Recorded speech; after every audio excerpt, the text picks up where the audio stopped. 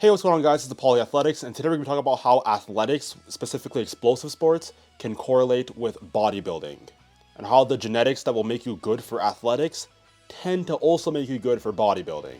The first reason this is the case is because of muscle fiber types. There are two muscle types.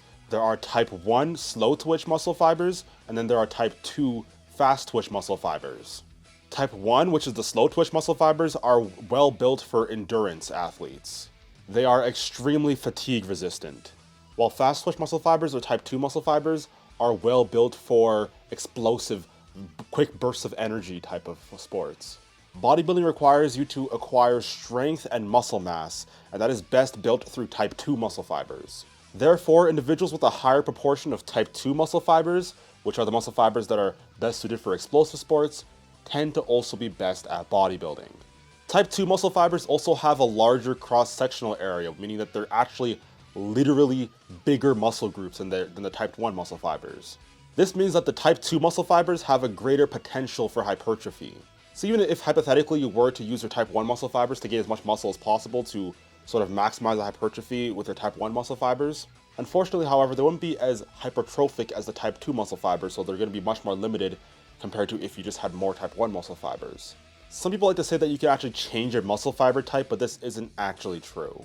You can make your type 1 muscle fiber more fast, and you can make your type 2 muscle fiber more endurant, but you can't fundamentally change the muscle fiber. So the second thing here I think is worth mentioning is testosterone, which is very important for your competitive drive and of course muscle building as well. I don't actually think testosterone is that big of a deal, and I explain such in my video on testosterone, which you can see in the cards up at the top. What is important about that testosterone video is where I talk about androgen receptor sensitivity. The more sensitive your androgens, the better you're able to recover from training. In athletics, of course, this means that you can train for multiple hours a day for many days at a time, and for bodybuilders, this means that you can also recover and train more as well. It also means that your muscle protein synthesis when bodybuilding is more predominant, it's more effective.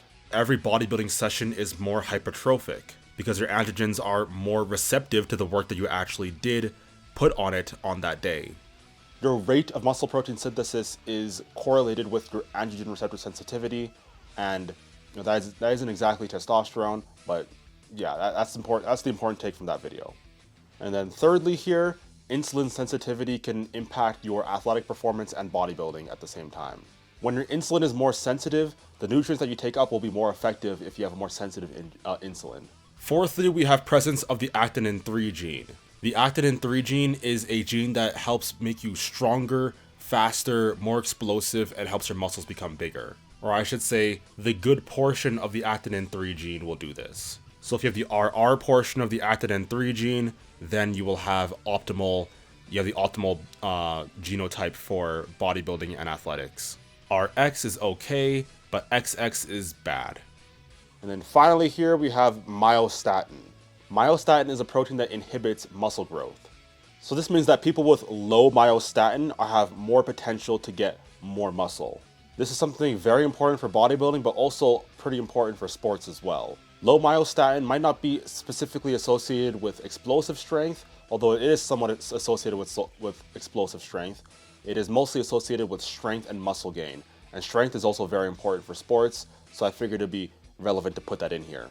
So that's the video. Being good at sports is a pretty good predictor of muscle potential. It's not the best predictor, but it is one of the better predictors, I believe.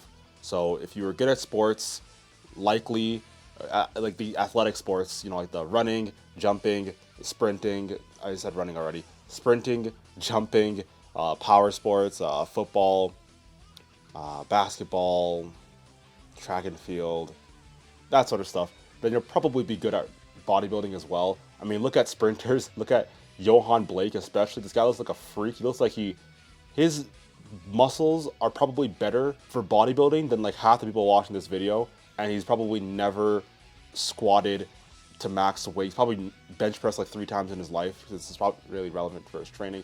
So yeah, very good. It's a very good predictor for bodybuilding genetics. And I also have a video on muscle bellies if you want to watch that as well. And yeah, that's going to be it for the video. Don't forget to like, comment, and subscribe. More videos coming into this series soon. Hope you guys enjoyed. Peace.